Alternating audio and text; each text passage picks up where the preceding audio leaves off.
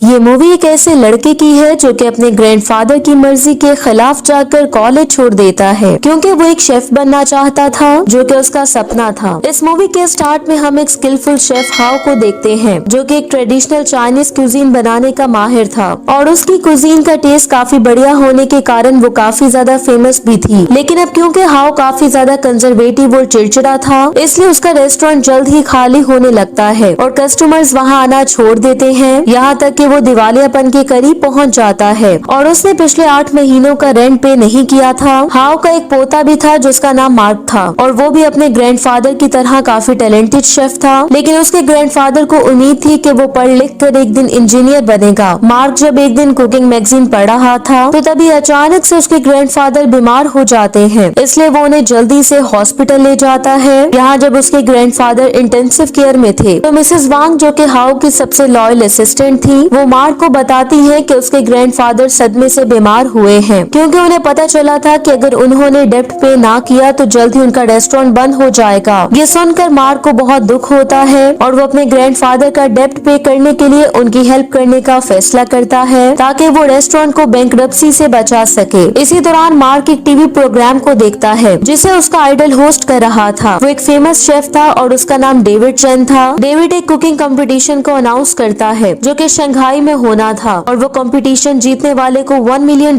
की prize money दी जानी थी। मार्क ने उस कंपटीशन में पार्टिसिपेट करने और जीतने का पक्का इरादा कर लिया था, इसलिए वो अपनी सेविंग्स बाहर निकालता है ताकि वो शंघाई जाने के लिए किराया दे सके। ये देखकर मिसेस वांग परेशान हो जाती हैं क्योंकि उन्हें पता था कि हाउ ये नहीं चाहते थे कि उनका पोता एक शेफ बने। लेकिन मार्क उन्हें कन्विंस करता है कि वो ये सब कुछ अपने ग्रैंडफादर की हेल्प करने के लिए ही तो कर रहा है ताकि वो उनके रेस्टोरेंट को बैंकरप्सी से बचा ले। ये सुनकर मिसेस वांग भी मान जाती हैं और वो उसे खर्च और खाने पीने के लिए कुछ पैसे भी देती हैं, जिसकी वजह से मार्क काफी ज्यादा खुश हो जाता है और उन्हें गले लगा लेता है। नेक्स्ट सीन में हम देखते हैं कि मार्क अब शंघाई पहुंच चुका था जहां वो इधर उधर घूमते हुए काफी ज्यादा खुश दिखाई दे रहा था और इसी दौरान वो डिफरेंट तरह के स्ट्रीट फूड ट्राई करता है जो कि शंघाई में काफी फेमस था। लेकिन इसकी वजह से वो ये भूल जाता है कि कुकिंग कंपटीशन से पहले होने वाले ऑडिशन के लिए वो लेट हो रहा है, इसलिए वो जल्दी से कंपटीशन वेन्यू की तरफ भागने लगता है। लेकिन जब वो वहाँ पहुँचता है तो तब तक ऑडिशन के लिए रजिस्ट्रेशन बंद कर दी गई थी, जिसकी वजह से वो काफी ज्यादा मायूस हो जाता है। लेकिन फिर उसे एक कॉन्टेस्टेंट डिमिट्री की जगह पार्टिसिपेट करने की परमिशन मिल जाती है जो कि वहाँ नहीं पहुँचा था। ऑडिशन में सभी पार्टिसिपेंट्स को ऑमलेट बनाने का कहा जाता है जो कि वैसे तो एक सिंपल सी डिश थी, लेकिन उन्हें उस डिश को परफेक्ट तरीके से बनाना था। मार्क यहाँ मुश्किल में दिखाई दे रहा था क्योंकि उसका चूल्हा काम नहीं कर रहा था, इसलिए वो पेपर को आग लगा के अपना काम चला लेता है, जिसके बाद वो टाइम पे ऑमलेट बनाने में कामयाब हो जाता है और यहाँ तक कि वो ऑडिशन को भी पास कर लेता है। इसके बाद नेक्स्ट स्टेज के लिए सभी पार्टिसिपेंट्स को 4-4 लोगों के ग्रुप्स में डिवाइड कर दिया जाता है, जिसमें से सिर्फ 4 ग्रुप्स ही पास होकर नेक्स्ट स्टेज में जा सकेंगे। ड्रॉ के हिसाब से मार्क का ग्रुप नंबर 8 था जिसमें एक बहुत सुंदर जैपनीज लड़की क्योरी, जबकि ऑस्ट्रेलिया से एक आदमी शान और साउथ कोरिया से एक आदमी पार्क भी शामिल थे।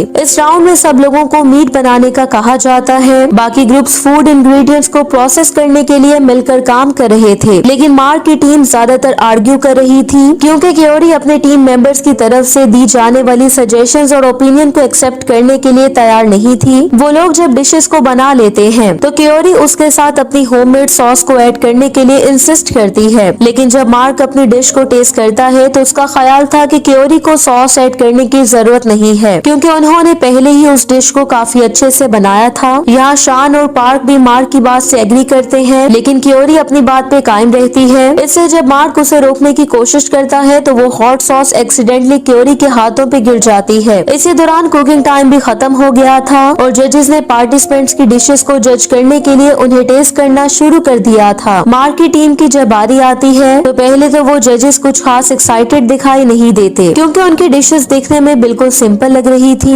लेकिन जब वो उसे टेस्ट करते हैं तो वो इस वजह से काफी ज्यादा हैरान हो जाते हैं कि उनकी डिश काफी ज्यादा टेस्टी थी और मीट का टेक्सचर भी बहुत अच्छा था। इसलिए मार्क की टीम नेक्स्ट राउंड के लिए क्वालिफाई कर जाती है, जिसके कारण वो काफी ज्यादा खुश हो जाते हैं। शाम का जब कंपटीशन खत्म हो चुका था तो एक जज जूलिया ली कंपटीशन वाली लोकेशन पे बहुत से लोगों को देखती है। वो like the video and subscribe my channel please। जब वहाँ जाती है तो उसे पता चलता है कि सभी पार्टिसिपेंट्स वहाँ जमा होकर खाना खा रहे थे और मार्क यहाँ शेफ बना हुआ था, क्योंकि उसे ये बात ठीक नहीं लग रही थी कि कंपटीशन में यूज ना होने वाले फूड इंग्रेडिएंट्स को बाहर फेंक दिया जाए। इसलिए उसने उन इंग्रेडिएंट्स को यूज करके डिफरेंट डिशेस बनाने का फैसला किया था, ताकि कंपटीशन में पार्टिसिपेट करने वाले लोग जिन्होंने खाना नहीं खाया था वो खाना खा सके। और यहाँ वो जूलिया को भी खाने की ऑफर करता है। जूलिया जब उसका खाना टेस्ट करती है तो उसे वो टाइम याद आ जाता है जब वो यंग थी और उसे एक भरोसेमंद शेफ को ढूंढने का टास्क दिया गया था, ताकि वो उसे एक टेलीविजन प्रोग्राम में गेस्ट स्टार बना सके जिसे वो होस्ट कर रही थी। और इसके लिए वो बहुत सी जगहों पे जाती है और बहुत सी डिशेस टेस्ट करती है, पर उसके टेस्ट बर्ड्स को कोई भी चीज अच्छी नहीं लगती। लेकिन फिर एक दिन उसे एक बंद हुए रेस्टोरेंट की किचन से खाने की बहुत ही अच्छी स्मेल आती है। वो जब अंदर जाती है तो उसकी मुलाकात डेविड से होती है, जिसकी वाइफ की डेथ हो चुकी थी और वो अपने बेटे के लिए खाना बना रहा था। डेविड यहाँ जूलिया को भी उसका खाना टेस्ट करने की ऑफर करता है, जो कि बहुत ही ज्यादा डिलीशियस था। और उस दिन के बाद से डेविड और जूलिया काफी अच्छे दोस्त बन जाते हैं, यहाँ तक कि उनकी शादी हो जाती है। यहाँ प्रेजेंट टाइम में अब क्योंकि मार्क की कुकिंग ने जूलिया को डेविड की कुकिंग की याद दिला दी थी, इसलिए वो अपने एक साथी को मार्क के बैकग्राउंड के बारे में जानने का कहती है, जो कि कुकिंग कंपटीशन के दौरान डिमिट्री का नाम यूज कर रहा था। साथ ही वो उसे डेविड के खो जाने वाले फादर की लोकेशन जानने का भी कहती है। दूसरी तरफ हम हाउ को देखते हैं, जो कि अब कुछ ठीक हो चुका था।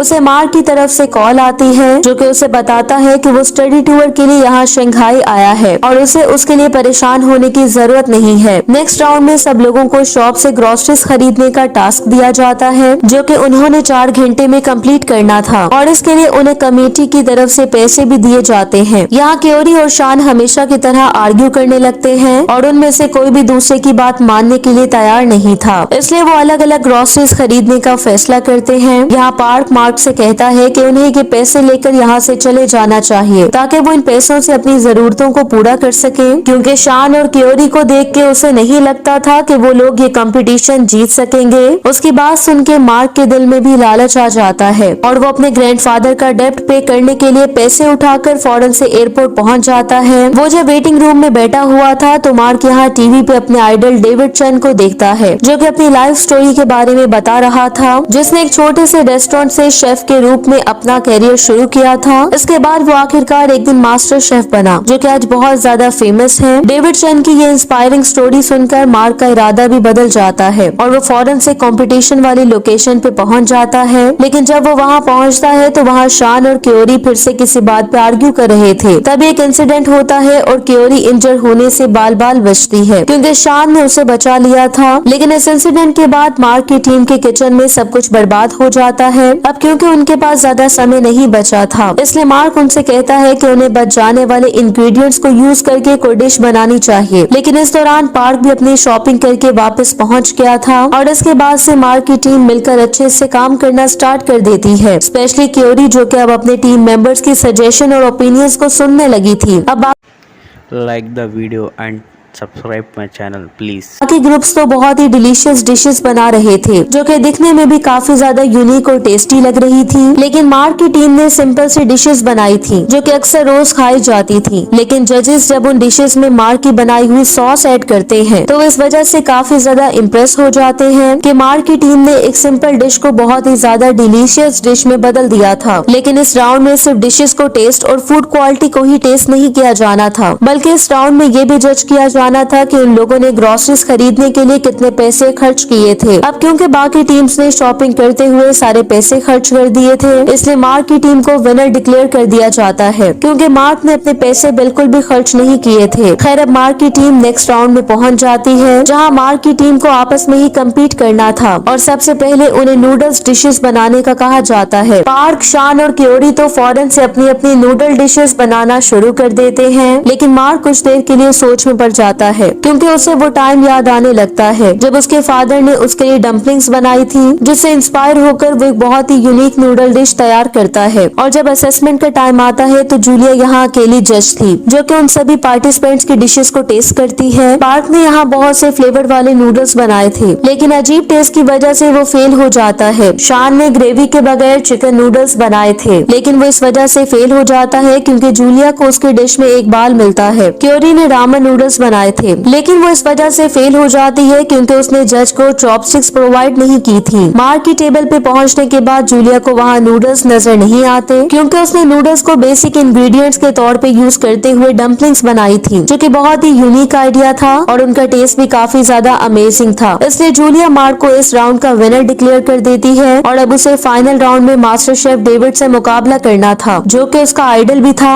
इस राउंड के खत्म होने के बाद जूलिया को उसका साथी मॉस्को से कॉल करता है, जहाँ वो असल डिमिट्री से मिला था, जिसने कंपटीशन में पार्टिसिपेट नहीं किया था। तभी जूलिया जब मार्क को अपने दोस्तों के साथ अपनी विक्ट्री को सेलिब्रेट करते हुए देखती है तो उसे वो टाइम याद आ जाता है जब डेविड और उसके फादर के बीच झगड़ा हुआ था, क्योंकि डेविड के फादर ये नहीं चाहते थे कि वो कुकिंग कंपटीशन में पार्टिसिपेट करे, लेकिन डेविड अपनी बात पे कायम रहते हुए कुकिंग कंपटीशन में पार्टिसिपेट करता है और आखिरकार वो मास्टर शेफ बन जाता है, जिसके बाद से उसका शेफ के तौर पे करियर आगे बढ़ने लगता है। फिर एक दिन डेविड के फादर के रेस्टोरेंट में आग लग जाती है और डेविड के बेटे को आग बुझाते हुए दिखाया जाता है, जिसके बाद डेविड के फादर उससे कांटेक्ट करने की कोशिश करते हैं, लेकिन जूलिया डेविड को इस बारे में नहीं बता सकती थी क्योंकि वो उस टाइम लाइव कुकिंग शो में था, जिसके कारण डेविड के फादर को बहुत ज्यादा गुस्सा आता है और वो मायूस होकर जूलिया से कहता है कि वो डेविड को अब अपना बेटा नहीं मानता और ये भी कि वो अब उन्हें अपनी शक्ल मत दिखाए। डेविड को जब इस बारे में पता चलता है तो वो फौरन से वहाँ पहुँच जाता है, लेकिन उसे उसके पिता वहाँ नहीं मिलते और वो इस वजह से भी बिल्कुल टूट जाता है जब उसे पता चलता है कि उस इंसिडेंट में उसके बेटे की डेथ हो गई थी। प्रेजेंट टाइम में हम जूलिया को देखते हैं, जिसे डेविड के फादर की लोकेशन का पता चल चुका था। वो उससे मिलने हॉस्पिटल आती है, जो कि कोई और नहीं बल्कि हाओ था। हाओ जब यहाँ जूलिया को देखता है तो वो जूलिया से बात करने से साफ इनकार कर देता है, क्योंकि जो कुछ भी उसके साथ और उसके बेटे के साथ हुआ था वो सब के लिए अभी भी जूलिया को ही दोषी समझता था। यहाँ जब हाओ जूलिया को अवॉइड करने की कोशिश कर रहा था तो तभी उसे एक रूम में टीवी पे मार्क दिखाई देता है, जिसका कुकिंग कंपटीशन का रिकॉर्डेड प्रोग्राम टीवी पे चल रहा था, जिसे देखकर हाओ को रियलाइज हो जाता है कि उसका पोता भी उनके बेटे के नक्शे कदम पे चल रहा है, जिसके कारण वो काफी ज्यादा सैड हो जाता है, इसलिए भी क्योंकि मार्क ने उससे झूठ बोला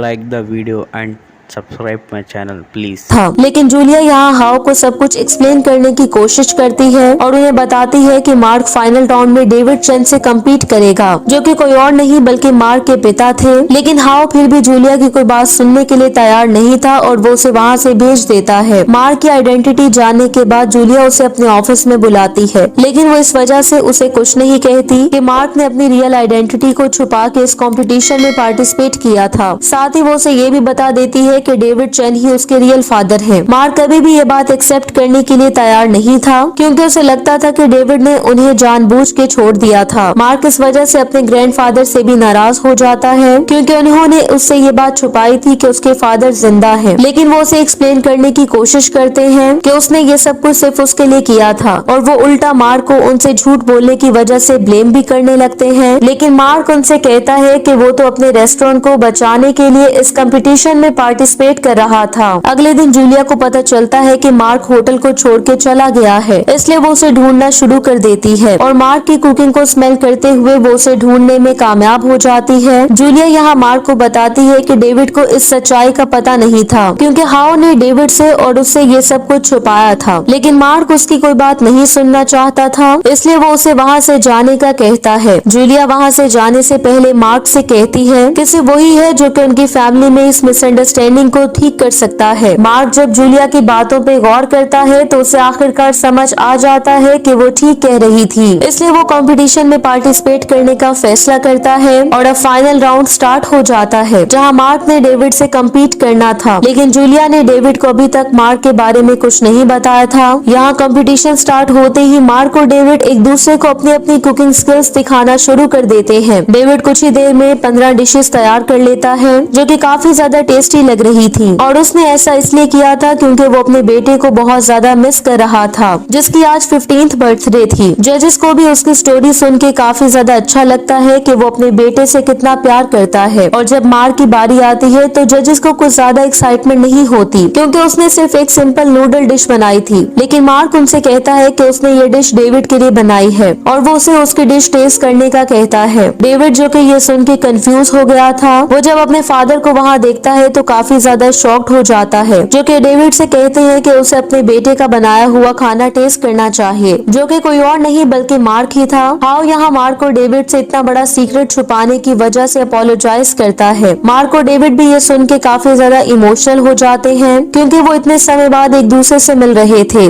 और डेविड यहाँ मार्क को गले लगाते ही रोने लगता है। फादर और सन जो कि एक कुजीन के कारण एक दूसरे से मिल गए थे, उनके इस इमोशनल रियूनियन को लाइव ब्रॉडकास्ट किया जा रहा था। हाउ यहाँ जूलिया का शुक्रिया अदा करता है कि उसने हाउ को अपनी गलती ठीक करने का मौका दिया था। मूवी के लास्ट सीन्स में हम शान, पार्क और क्योरी को देखते हैं, जो कि उस शो के कारण काफी ज्यादा फेमस हो गए थे और अपनी अपनी अमेजिंग लाइफ जी रहे थे। मार्क का शेफ बनने का सपना भी पूरा हो चुका था, जो कि अपने ग्रैंडफादर की डेथ के बाद उनका रेस्टोरेंट चला रहा था। अपने जीवन के अंत में हाउ अपनी गलती को ठीक करके अपनी फैमिली को इकट्ठा करने में कामयाब हो गया था और इसी के साथ ही ये मूवी एंड हो जाती है। Thank you so much for watching.